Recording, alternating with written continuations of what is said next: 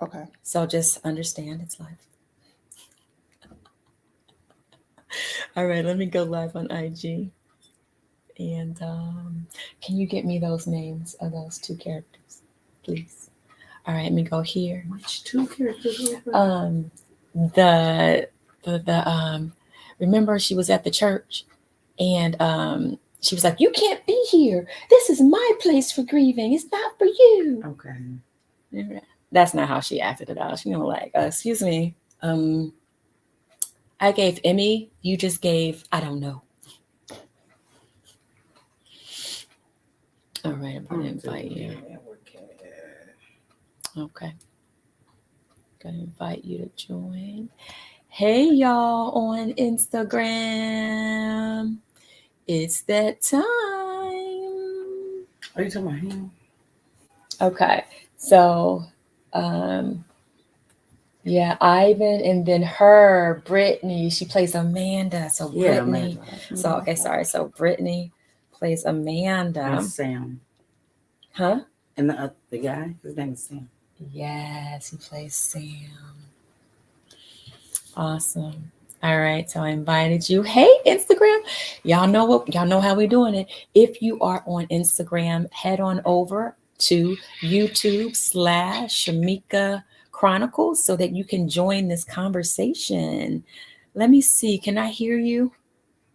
Rev Sheree, let me hear you on Instagram. Can you hear me? Okay, wait. It came out of my why did it come out of my ears? Wait, where am I hearing her at? Maybe it's on my phone. You're hearing me probably in.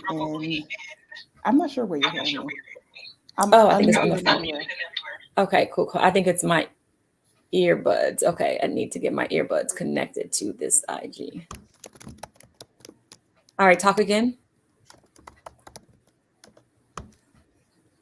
All right, I think I got you now. Rev Cherie, let me hear you talk. Yep, I hear you loud and clear, my love. Do you hear her out here? Mm-mm. Great. So she's in both of my ears now. Yeah, but I won't be able to listen. I know. Unless you go on another. But then, oh, man. I don't know. Okay, I'm going to go grab my notebook so I can at least write some notes. I can journal right now. Yeah. Or I can ask you a question. You can just look it up. I can. Yeah, you can just stay here. But I'm going to grab my computer. Oh, yeah. That's awesome. Hi, you guys. It is that time. It's Wednesday. Y'all know what Wednesdays are. Let me go live on Facebook because they're probably like, when are you going to let us in the building? Let Facebook in the building. Hey, Miss Glenda. She says she hears echo. Now no echo. The echo was okay. It's gone. I think it might have been me though. Let me be quite honest. It might have been me. All right, let me go here. We're almost ready, y'all. We almost ready. Y'all, I hope y'all got your snacks. Y'all got your snacks on Instagram. I see y'all people on Instagram. I'm waving at you saying, come on over to YouTube. Come on over. So y'all can join this conversation. Did you put in the IG how they can find you on YouTube? I guess I should do that. What's up, Vera? Everybody. Let's see. Write that in here. Come on over to YouTube to join. So, YouTube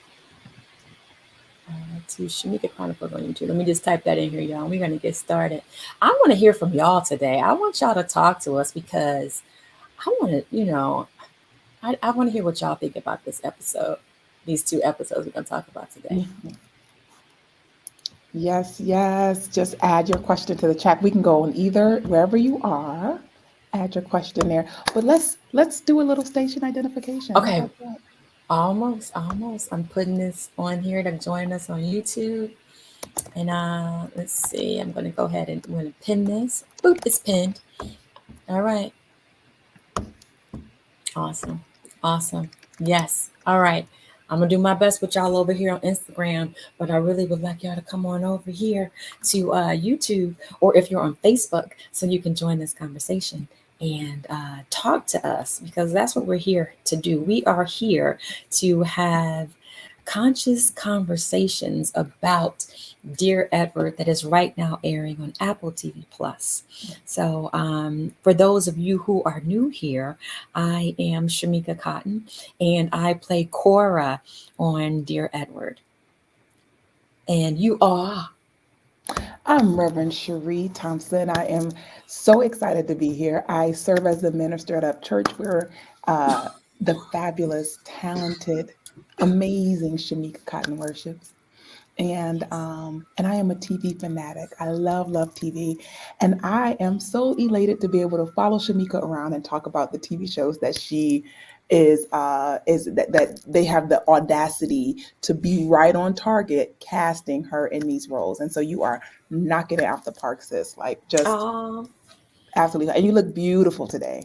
Okay, thank you. Thank you, first of all, for saying yes. Okay, so Rev Cherie says she would like to just talk to me and follow me around. I want to follow her around and have conversations with her and just talk to her about everything. That's why I created this conscious conversation, because I want to know what you think about what's happening, Rev. Well, how should we see this?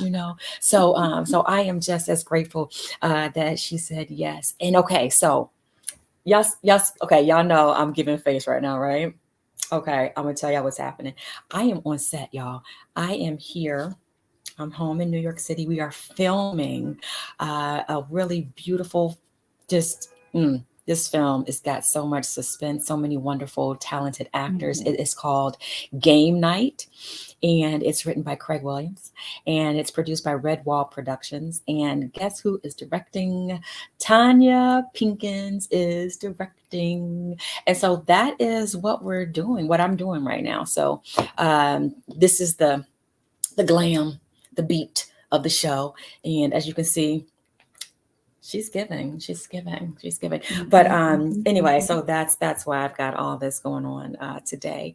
But I am so glad that you all stopped by to have a conversation where we are deepening the conversation and expanding consciousness by just looking at the story of Dear Edward and just seeing, how is this story moving us? What else can we get from the story besides what is on the surface? All right. So we are Mhm. talking about episode 4 and episode 5 today. Episode 4. All right. How many? Give me some hearts. Give me some high fives. Give me some something. Y'all watching this show? How y'all feeling about Mhm. this show? Thank you, Toyette. She Yeah, says, yeah. congratulations. Hey, I Yes, thought man. she was sweet. Yeah, I would love to know if you're watching and if you're caught up because, Yeah. this can get a little spoilerish here, but yeah, we're going to move through the storylines and I'm gonna tell you what, there's no way in the world we could cover every storyline. So if you happen to have missed an episode, trust me, listen in. It will make it richer when you go and watch it again. Trust me on that. Um, because that's how good this TV show is that you could just find the layers, and we're going to unpack some of this today. Yeah. In this episode 4, I think the big leap happens, right, where Edward goes back to school, and Mm. that I thought was just in terms of literally a kid who had been homeschooled for some years. Was it like 2 years? I think he had been homeschooled. And those formative years, right? When you build social connections, when you are um, learning how to navigate and ask for things from strangers, like all of that stuff, he missed, right? He was home with family in a comfort zone. And so I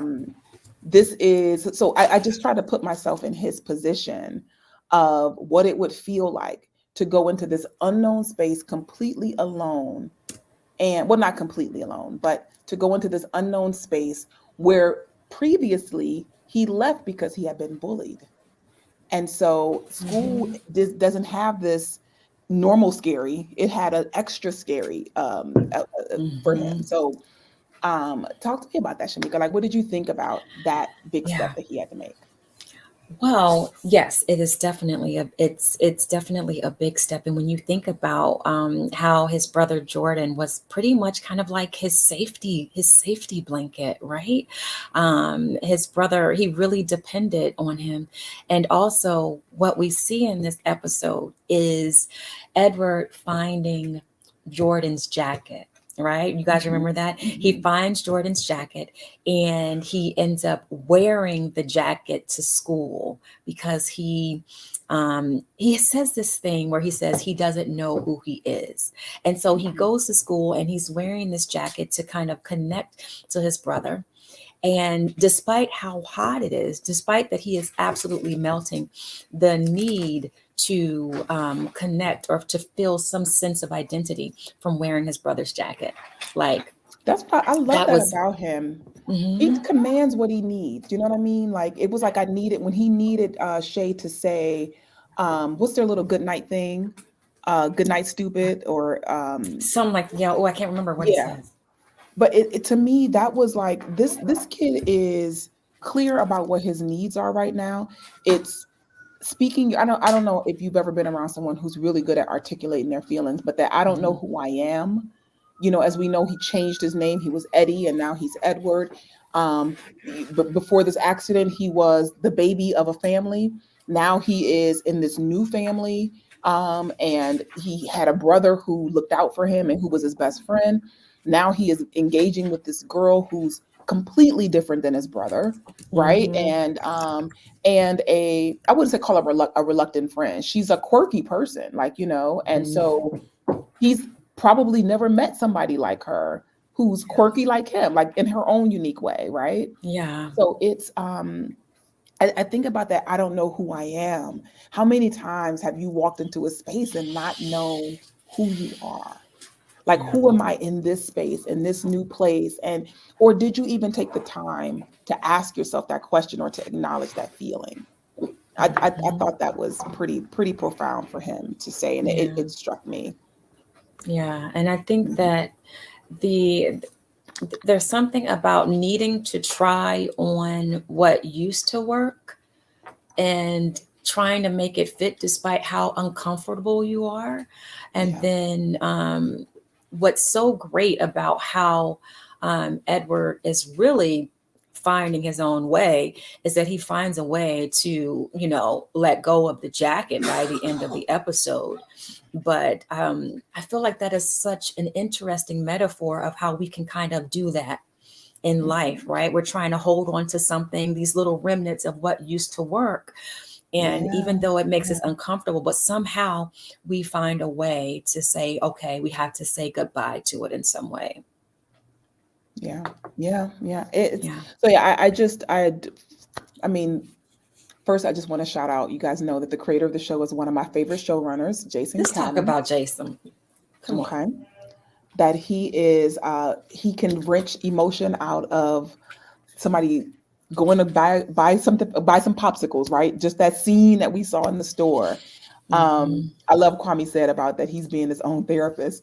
But I just this character is so well written and so well acted because it's you just want to hug him, but hugging him is not a good thing, right? Like he is that this being I couldn't imagine grieving in such a public way, right? Where everybody knows what you're going through. And the moment that you forget, the moment that you Mm. are in the moment with whatever's going on in your life, somebody comes and wrenches you back. I think I said this last week. They wrench you back to that catastrophe, to the grief, to the loss that you may have been feeling, except for that moment, right? When you're feeling normal. And so that is I thought that was just really uh it's a special place for this boy to be where he is on some level conscious that people are looking at him and know him, but also Hmm. feeling what he authentically feels. I don't know if he knows how to do anything else than that, but command what he wants. I'm inspired by that. Absolutely. Um, Toyette says, what about the pastor and Adriana and Mr. Ghana? Woo, that love triangle. Did we see that coming? I did not see that coming. I Not. just love him. I love Kojo. I think it's Kojo. Kojo's the brother, right? Yes. Yes. Yeah. I love him. I think he is so endearing and, you know, he's just a sweetheart. And I love how he is, he's grieving in his own way and also trying to be, Uncle Dad. You know what I mean? Like that is a special space. So yeah, I could see the love. I could see the love energy brewing there. Yes, Yeah. yes. Yeah. And I can't remember if it was episode 4 or 5. You guys help me remember. But so Adriana, so first of all, Kojo, they need a place to have the funeral for his sister. And they had originally, as you all know, picked a place that was kind of a rundown place. And so Adriana goes to the pastor, uh-huh, goes to the pastor and asks him, can she have the funeral at the church? The pastor is like, of course. He's so enamored with her. There's still some, some chemistry from their love. They had that kiss, right, where she just kissed the pastor, because I guess she was just so happy that, he said yes, but also they have, some unresolved love or whatever. And then come to find out, she is having the funeral service for Kojo's family, who is in love with her. Like, I thought that that was such a wonderful, yes, Kwame, a wonderful conflict in the story. Mm-hmm. Mm-hmm. Mm-hmm. I mean, when one, okay, so you all know that I was not on her team last week, but there's a scene where you just see her thoughtfulness and how she's working with baby girl, and trying to help him. And I mean, they're flirty, but there's a genuine, I care about people about her, Mhm. and I care about their life and what's going on with them. And so I just started to like her a little bit more. Like, I did. And I'm not saying I'm on her team yet, right? Mhm. I'm still riding with you, Aw, but but I do get how sweet she is, and that she definitely has a heart for service. Like, that's yeah, clear. And I think that he can see that too, and that she has a special thing with people where she connects with yeah, them in such an intimate way. yeah. Yeah. Yeah, I would like to Phil. Yes, thank you, Kwame Team Mhm. Cora. But yeah, I would definitely like to continue the legacy of Congresswoman Washington. But I can also see, because I just love Adriana. I love Anna and Adriana, right? But you can see that she's in a position that is, although she seems, although on paper, right? We saw the debate where we'll talk about the debate in a second, okay? Where on paper she seems unqualified, but in terms of um, what her pedigree is coming, with her grandmother, and what seems to be, we don't know, maybe her destiny, Mm. maybe calling to her. This might have been the thing that gets her to step into this place. We don't know. We'll see. But yeah, sometimes things like this happen in life, and we might not have taken the next step up if not for some type of catalyst, right? Oh, for So sure. Yeah, I yeah, mean, but here, speaking of that, Shamika, okay. the thing that I know that I have wrestled with this, and I try to share this with other people, but that you're always being called higher. You're always being called to express more, God, in the form of your dreams and your desires. And some of us only move when there is a tragedy. Like, it's like we will stay stuck until we get pushed. Mm, And life doesn't have to work that way. Like, you don't need a big accident. You don't need some health challenge. You don't need the big drama in order for you to come to yourself and say, okay, I'm going to make this move. You can actually grow in peace. You can grow in harmony. And it's something that I think that we may not get about ourselves, because we see so much drama being what incites change. But you can have in your soul, you get this stirring. You know what that feels like. You know when it's like and it usually comes right with fear. Like, fear comes right after it, because when God is working with you, it's gonna feel bigger than what you can do on your own. Reverend Della used to say, when you work with God, you got to make your plans larger, right? mhm, And so typically your plans are too small for your capacity, so it's gonna feel a little funky. But mhm. you know that God is always calling you higher. You're always being called. and just to, I'll take God out of it, right? The word God out of it. But your dreams and desires, those passions in your heart that keep coming back and won't go. And I'm talking Yeah. about that could be something that you're doing in your life. Like it could be career driven. It could be, you feel purpose driven, but that deep in your soul could be your health and well-being. It could be the desire to feel stronger in your body, the desire um, to look your very best, right? To say, I want to present myself to the world in a way that when I see myself, I feel good about it. Whatever that pull is, right? It comes with a little something and tiny way. Like this is taking a point and I'm making it real simple. And I don't know if you've ever been out and not looked the part for whatever was happening that day randomly, right? And so you are in that moment, it's like I had the feeling to express myself as beauty. And I talked myself out of that. But that God is always calling you higher. You got to hear me on that. Always in all ways, right? So it's not just the things we name big, right? It's in all those small ways. I shared, I think I shared this with you, my baller experience, sitting on Yes. in floor seats. Please share. I had a thought that morning to get super cute. To get super cute, I just said, you know what? I'm getting super cute today. And so and I could have not, was in a rush the whole night. But in that moment, when I got the invitation to go do something special, I was ready for the moment. So like I said, me and my not little was amazing, but me and my experience, just going to and having a good time in the game, it is to know that God is always calling you higher. I'm gonna say that for the last time, one more time. God is always calling you higher, always in all ways. And it is up to us to say, I don't need to be able to say yes when there's calamity. I can actually say yes in peace. I don't need a big thing to get my attention and then I have to scurry and change all overnight, right? That in peace, I can say, yes, God, and move forward. Okay. I don't even remember what we were talking about in the TV show, but We were talking about how how Adriana is stepping up to, her political, well, she doesn't feel like she had political aspirations, but you can tell that there's something, she has the heart for it, and you don't have the oh, for heart for sure. it Yeah. if you're not kind of called to it in some way, Right. right? But Right. maybe she, Right. we don't know, we will see. Well, But it's a that's how we system. got I there. mean, she said that it's like it's hard. Like she said her grandmother had like what does she call her, like nerves of steel almost, right? That Yeah. she was able to Hmm. kind of move through.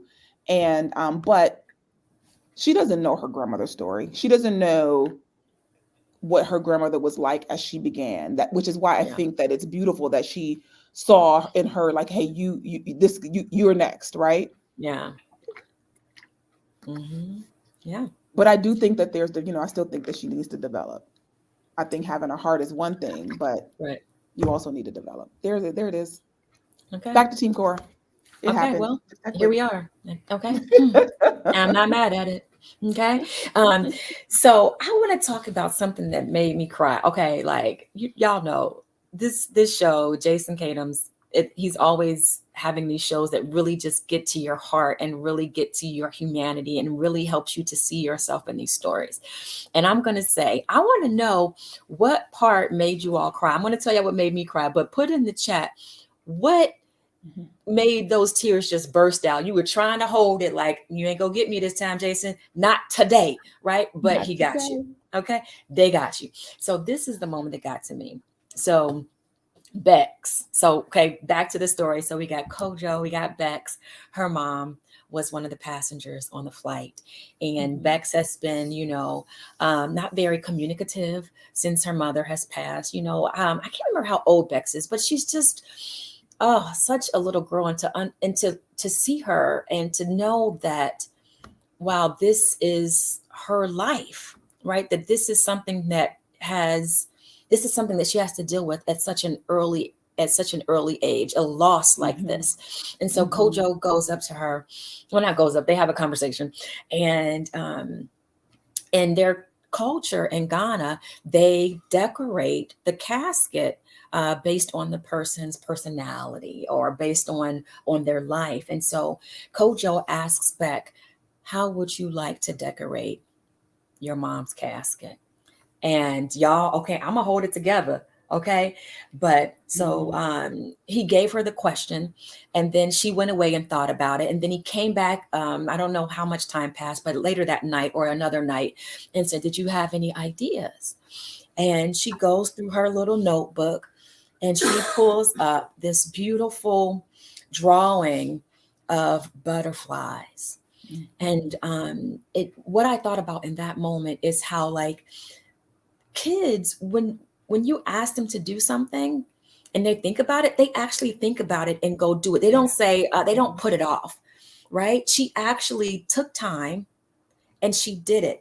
And she drew these really, really beautiful butterflies. And okay, for me, it got me because we call my mom the black butterfly. So my mom loves butterflies. Okay. So already, okay, I'm thinking of my mom, right? And Uh-huh. so then I'm like, so how are they gonna decorate this casket? Are they gonna take this beautiful drawing that she did and kind of draw it on the casket? No, not Jason Tatum and them writers Mhm. and set design.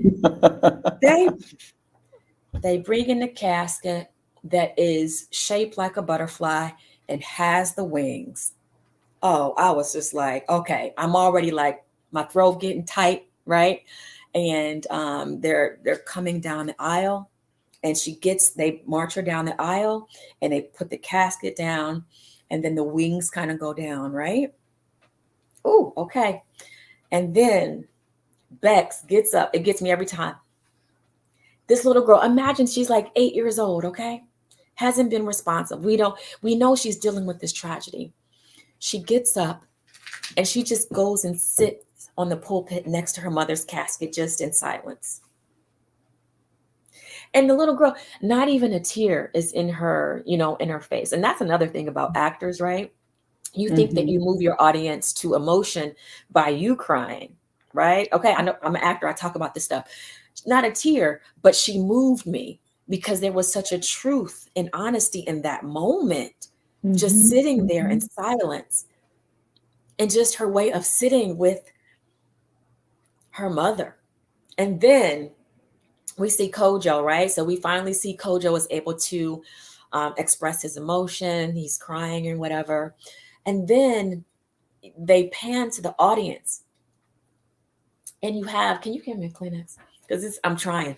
And you pan to the audience, and you see all these people in their community, in their family that have come together to Mhm. celebrate her life, right? And I look at the women that they showed, and they were like aunties and grandmothers, right? Looking at this young girl who's 8, going through something so devastating, but so devastating. And what came to mind is that we are here in this life to experience it together, to Mhm. witness each other, right? And that scene was just so profound. And then we have Adriana with her big heart and those eyes. Can we talk about Anna's eyes? Okay. I can just stare in her eyes forever. She gets up and she goes to sit next to her, just up there in silence, just to sit with her. Yeah. That moment, okay, I said I wasn't, but just Mhm. it was just so beautifully done. And it just spoke to so much about how we are here, even right now in this conscious conversation. We are here witnessing and experiencing life together. And that's what it was about. We were here at this time and this day together, experiencing life. Mhm. So, yes, Mhm. okay. Yeah. Yep. But No, yeah, no, it's heart-wrenching, and there was, I don't know if it was in this episode, but when the tide turned and I started, like, okay, I think I like Adriana too. yeah. It was when she was talking to Bex, and she was basically, Bex asked her, did you lose somebody in the plane crash? And she shared, my mom was on that plane, and that she wished that she was the one who survived.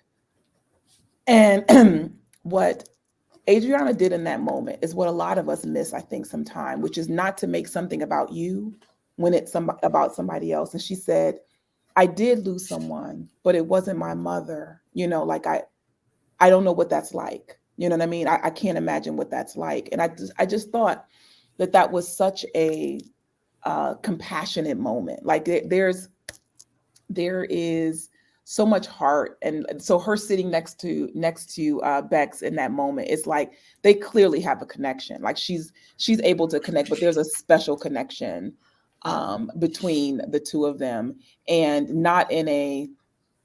It's like she can just see this little girl. She can see her and be with her in a way that doesn't take away her experience of dealing with her own grief. You know what I mean? Yeah. Um, but it's really easy to make something about you when someone shares something hard. You know what I mean? And so I love the way that that was written, where it was like, yeah, I did too, and she didn't go into how she felt about her grandmother, but she did Yeah. she did sit with her in that moment too. hmm Before we move away from Adriana, okay, we're gonna talk about that debate, right? Because that debate episode 4 or 5. I think the debate I was think I episode. think it was Oh no, that five. was 5. Okay, we ain't gonna go there yet. We gonna get to 5. Okay, all right. But that was such a fun scene to shoot. So let's talk about Dee Dee, right? Dee Dee in episode Yeah. 4. She continues to just like find out about her husband. She's still in Mhm. California putting the pieces together, trying to figure out what was this life that her husband lived. She's Yeah. there asking, was he gay? Right. And it's so interesting how they do it, because she gets these moments to talk to, I forget the wife of, the wife whose house she went to, and she thought that he was having an Mhm. affair with the wife. So Mhm. the woman who runs the Noel. LGBTQ center, Noel. Yeah. Noelle, yes. So Mhm. she has this really tender moment with Noelle, and then she has a really another wonderful moment with one of the people that was staying at the house, and like you would think it would be a moment of my husband, he's gone, Charlie is gone, but the question that is just bubbling up is, was he gay, right? and Yeah. and Yeah. it's just so like that is that is such a human thing, right? You want her to be deep and to not have that be the thing that's at the top of her mind, but for where she is at that moment, that's really the main thing that's at the top of her mind. And Well, I so mean, it's like, why? Because she's trying to find the why. Like, mhm, why did yeah, you lie to me? Why did you have this entire other life? Like, mhm, people are describing a person that she doesn't know, yeah, and this was her husband. Like, she's meeting her husband through these people. yeah, That is beyond devastating. You know what I mean? Beyond devastating. Bum Loves V said, I feel all Dee Dee's devastation. Yes, yes, yes.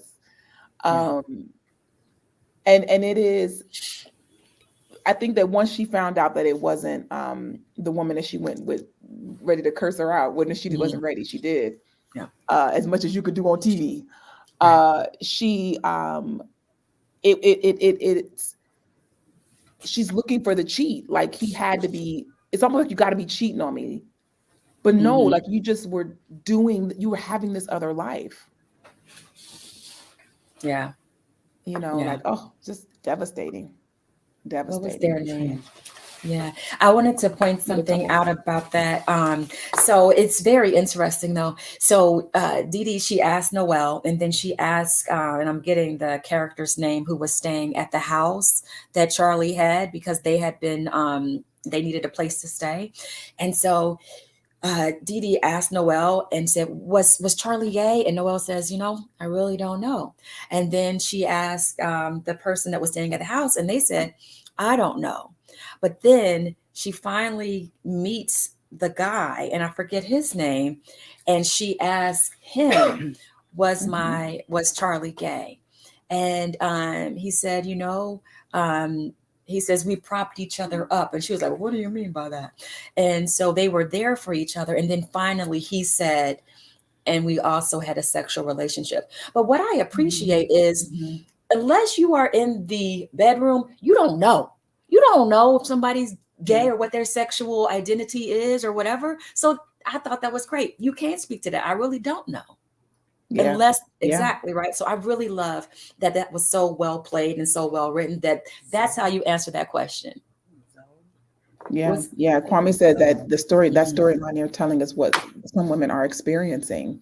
mm, Um, and that's extremely painful to be in a space where you again you don't know the person, like yeah, how much do we really know about one another, how much are you revealing about yourself to people yeah, that yeah, it is because you can take that down a completely different path, not that this is in the story, but right.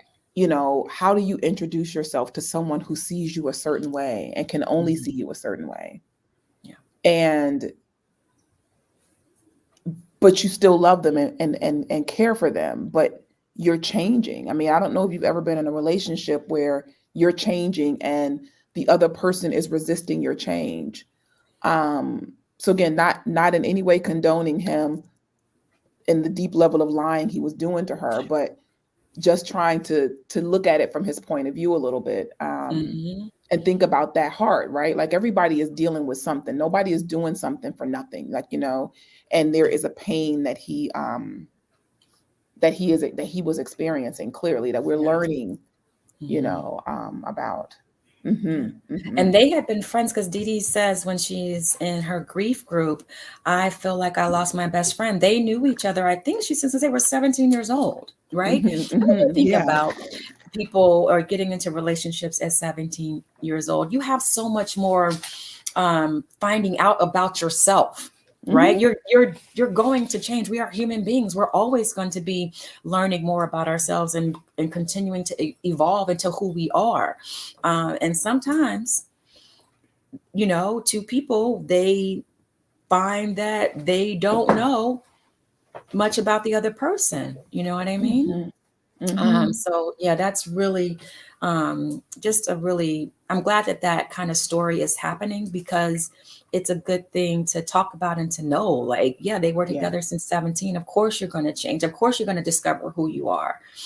Um, so yes. But I think that I'd be Oh, afraid though, like, so, because sure. if discovering who I am takes me away from you, which is Right. essentially what happened, is that he had a calamity, which is losing his job, that seemed to take him on a path, at least from what we can see, to sent him on a path of discovery. Hmm. And but man, like, isn't that an opportunity for us to look at our relationships and not to go starting to quiz everybody in our that we're in relationship with, but to think and wonder, are you giving people space to shift? Like, if they are in the space in the middle of a shift, are you resisting their change? Are you resisting their shift?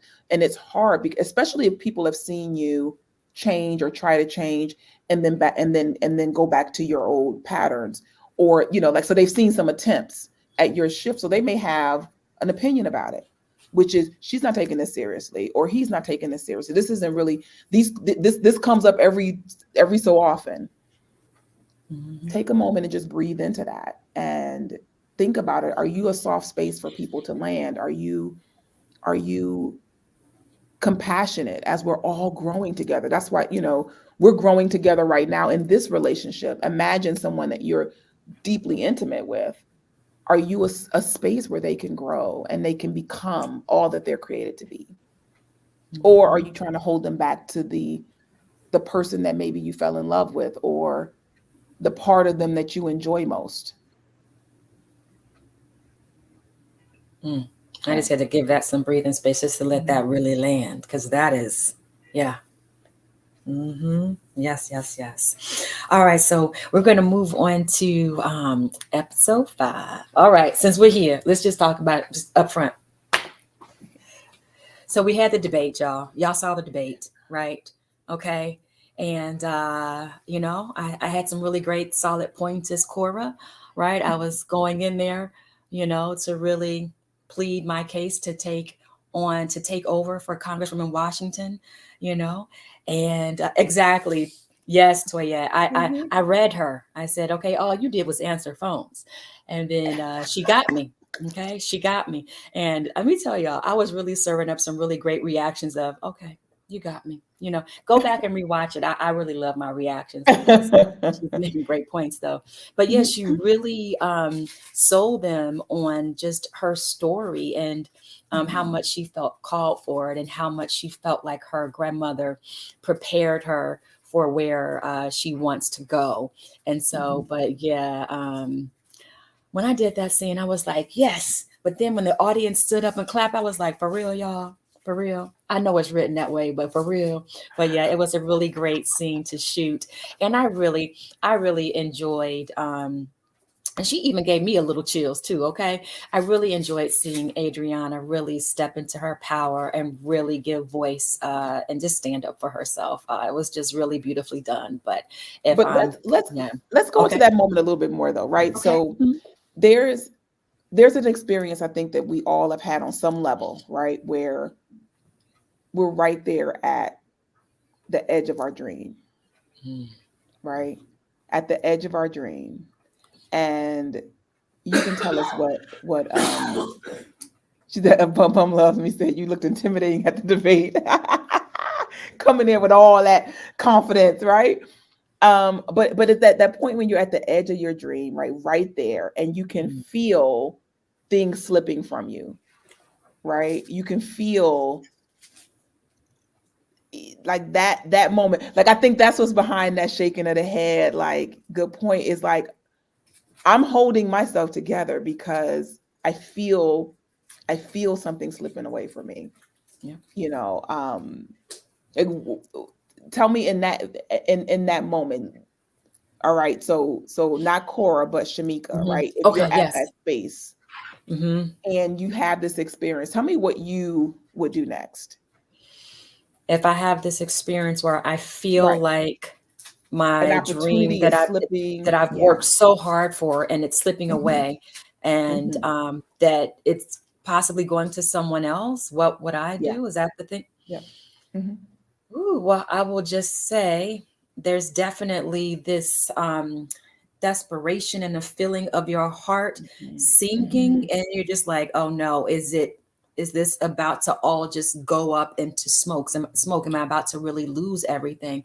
Um, I think I would definitely, I think a moment like that would call upon something that would be outside of myself to come. I would be calling on, like, give me something to say, right? And hoping and praying that the words that I say would be able to get people to hear me and to still see Hmm. me as a Hmm. worthy person for that dream, right? We're taking it out of the Hmm. context of, being a candidate, like to hear me and to Hmm. see me and to see my heart and to see why I'm qualified for it.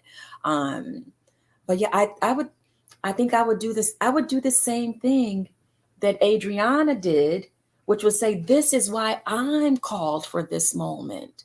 Hmm. Right? If I could have Hmm. got that audience to y'all sit back down, but let me finish, you know what I'm saying?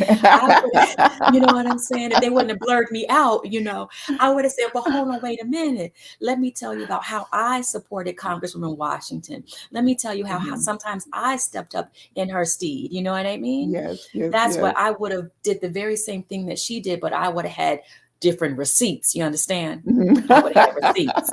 So that's what I But think would have happened. I think it's interesting because in that moment, right, where you feel things slipping, and there is, you just kind of show up as who you are, right? Mhm. Sometimes it's like I lost, like you give up maybe too easily.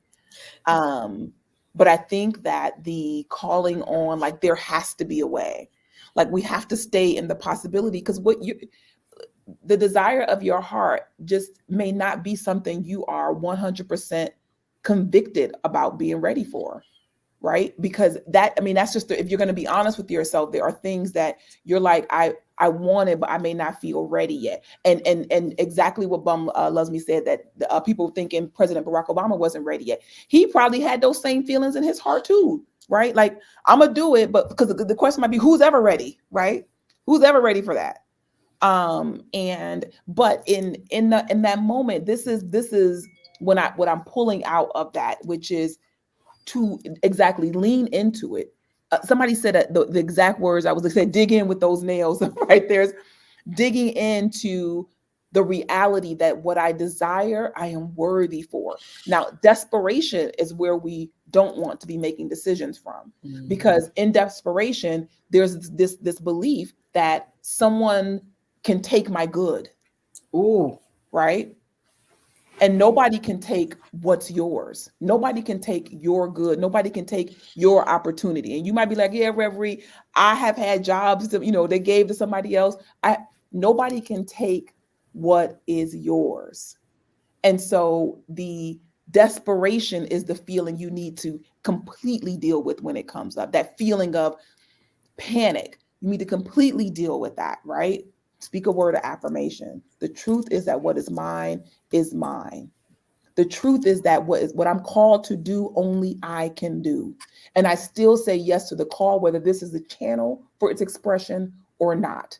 And so that is the space that we're in. That's the opportunity we have. That's what I dug right out of these moments, is because these conscious conversations aren't just about what's going on in the story, right? We know that it's like, what's going on with me. It's all about you. It's all about you.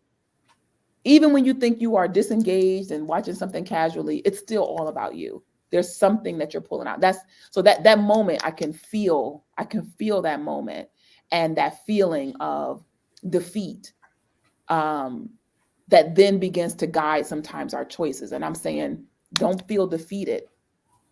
Remember that the call is it for it to come through you. It's only you that it can come through. These are just channels for it to express through. These opportunities that come up are just channels. And there's infinite channels.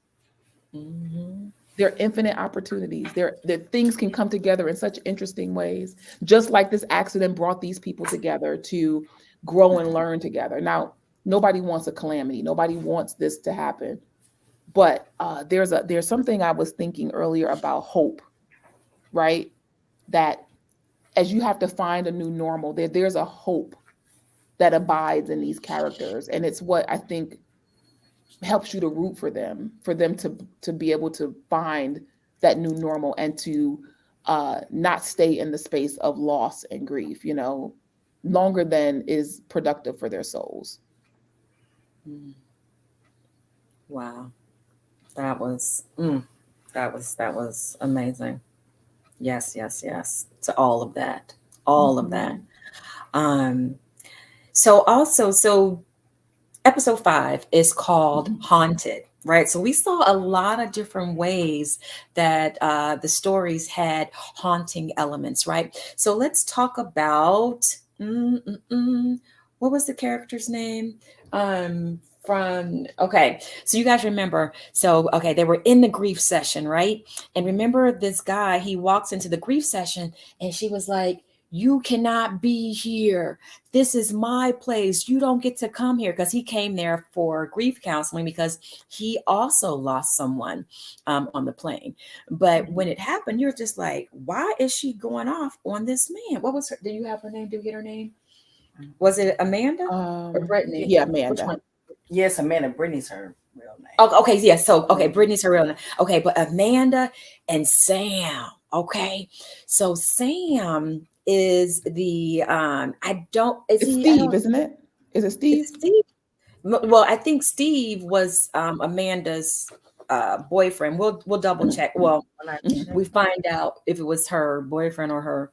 that's Steve, So and no, that's okay, no. So Steve is the one who came in, right? And then my other friend who played his brother who died on the plane, though. So it's Steve and Amanda. Yes, okay. Steve pops up, right?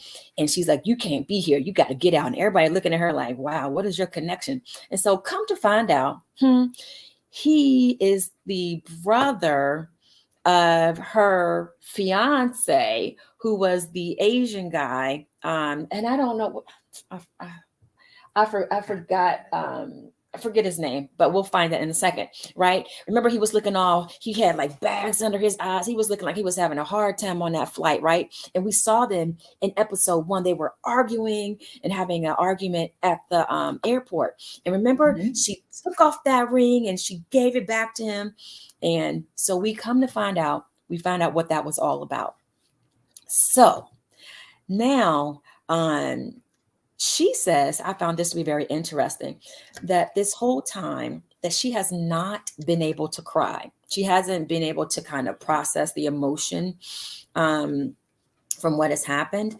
And then we have a scene where she gets called by the airline to come identify any any any belongings to see if it belongs to her or someone that they know so they could claim it.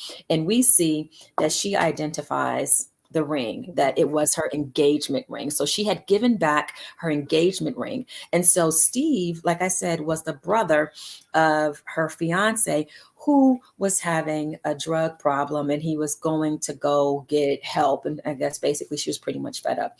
But what I want to talk about is, and tell me if y'all was doing the same. So Kwame, exactly right. Toyette, yes. Kwame, yes. Confused. Toyette, so the brother and the fiance, and Kwame says, I was confused. Like, what is happening?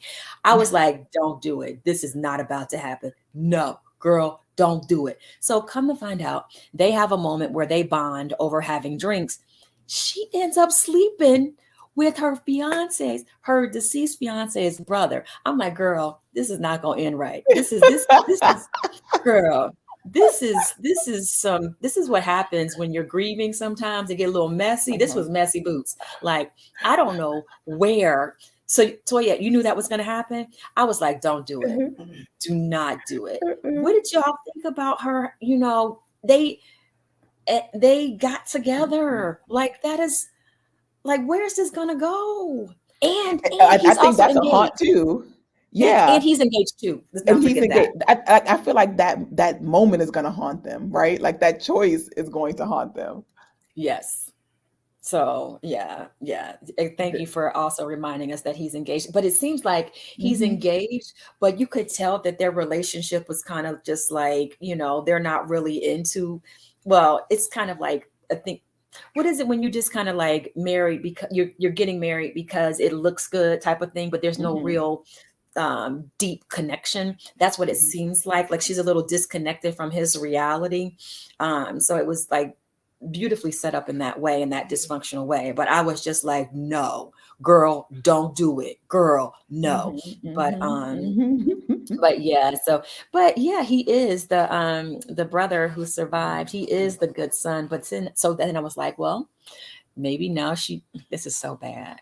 Now she, like Toya says, she gets the good son, and maybe she can still have pieces of her deceased fiance. Exactly, exactly. Like, this is where my mind goes, but it's still not. This is not good. I just don't think it's good. What do you? I Yeah. don't know. Well, yeah, I It's so think that conflicted. here's the thing. It's not Yeah. good, right? Can they make some good out of it? Oh no, it's not good. It's not good.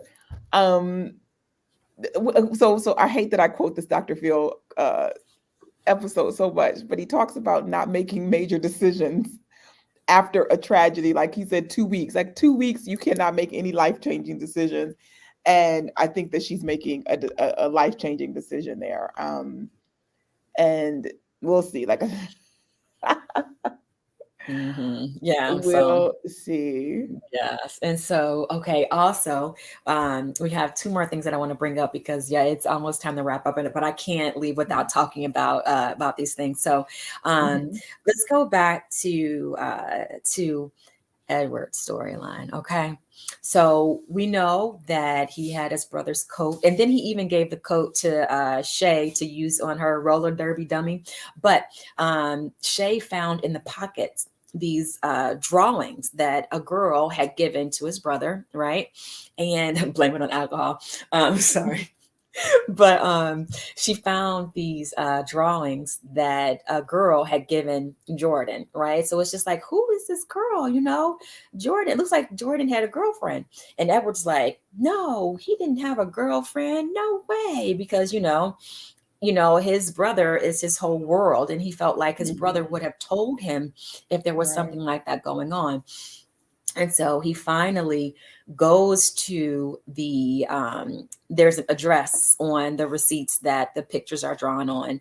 And he runs into that girl that gave him that little funny head, right? Remember that girl? So we Mhm. find Mhm. out who she is. And Yeah, just her reaction of like, saying that he can't be here. So basically, the relationship that she was in with Jordan was being hidden from her family in some way. We don't know exactly what the relationship was, but we know that there was something that was kind of like under wraps about it with her family. So at the end, we saw that she gave Edward this orange, and she wrote on there the address of where he is to meet her. And we're guessing that episode 6. We don't know. We hope that he goes to that address and we find out more about Jordan and this girl. Yeah, it's heartbreaking to see him try to, like, to see him come, like his last memory of his brother was the pain of him saying that, I don't want to be, I want more than what we have, right? I want to, Mm-hmm. I'm growing up, kind of thing. And Mm-hmm. and so Edward feeling rejected was kind of like the last emotion that he had with his brother. And now he's finding, in the memory, his memory giving him some comfort. Now he's finding, that he really had this he had a life outside of him, Mm-hmm. and it's like, so what else didn't I know? Yeah. Yeah, Yeah. yeah, that was it. He didn't like that he had secrets. Yes, I agree. Yeah. And um so, it's oh, my go ahead. guy. Yeah. That's So my the guy. Yeah, we are learning so much from this 12-year-old. And so the last part of the episode that I want to talk about is that moment, and someone brought it up earlier, but I'll lead into it. So Edward says that he feels like, well, he's Mm. struggling with dealing with um, the crash and and losing his family, because he feels like they're still in that field there, because remember, that's the last place that he saw everything scattered, and he was rescued from there.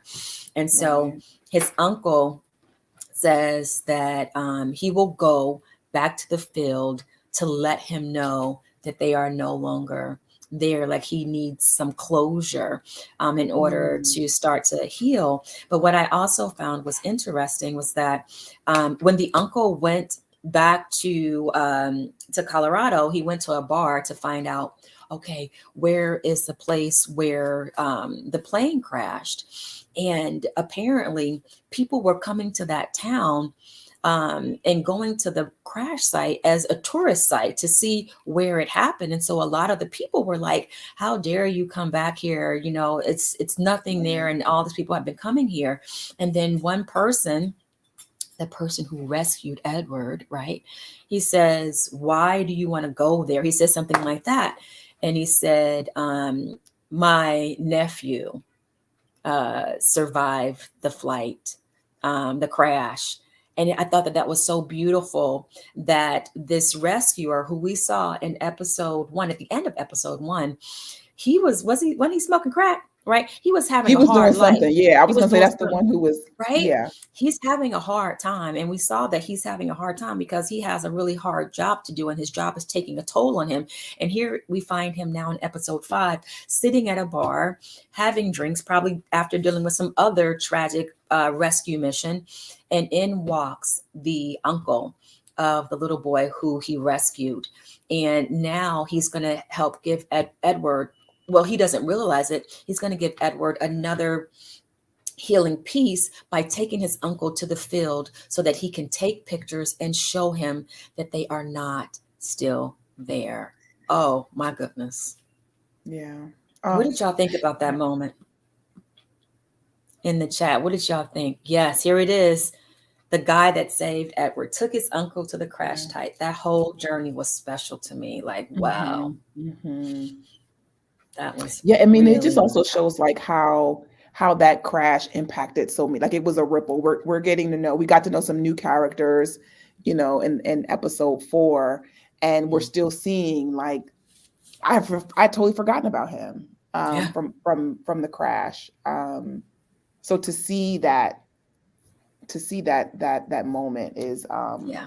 and that he was still impacted. Like, it is just that. And what do people want with crash site mementos? Right. Like, I don't. I don't know.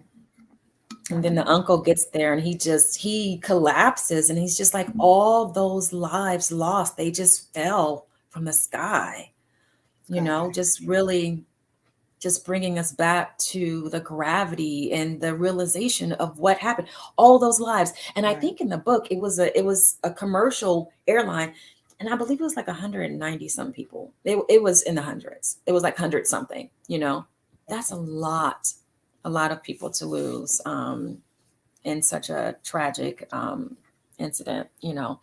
So yeah, that was episode 5 called Haunted, and episode 4 was called Chrysalis, for those who may not have known. But this story continues to be such a beautiful way to show how um, we can show up for each other, and just to understand what Mhm. people are going through, and just this inside look of how lots of people are affected by such a tragic event. But also, like you said, Rev Cherie, there's something about those who are still there. There's a sliver of some type of hope. There's some Mhm. hope, whether it's a hope that someone will save me from this sorrow, or a hope that I could start to find out who I am, or a hope that I can deal with, or create a new life.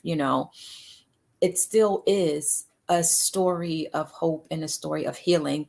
And as the tagline of the show says, it's there is life after loss. But Mhm. what do you have to do? Just like the song in the opening, hold on, be strong, and I'll hold on to you. So Mhm. I'm so Mhm. grateful that I got a chance to be a part of telling this story and going on this journey. And I'm so grateful for everyone who shows up here on Instagram, on YouTube, on Yeah. Facebook, to just go on this journey and to talk about it, because that is the point of why I do what I do. Why do I tell stories? What's the point, right? So that we Mhm. can have the conversations that these stories bring up. I always tell people when they're saying, what is being an actor? What do you need to know? Being an artist, what do you need to know? And I always say, remember that you are an ambassador for the conversations that are created from your work. Be Mhm. ready to have those conversations. There's a reason why these pieces are needed. And so Mhm. it's not just about, okay, see me, but now let's talk about it, because talking about it, the conversations, that's where some really deep change can really happen. Change that is like right now change. It really impacts people's lives. So thank you all so much for joining us tonight. We will be back next week talking about episode 6. All Right. right, so Oh, six, we've six, six, had six, six, six. 6 exactly.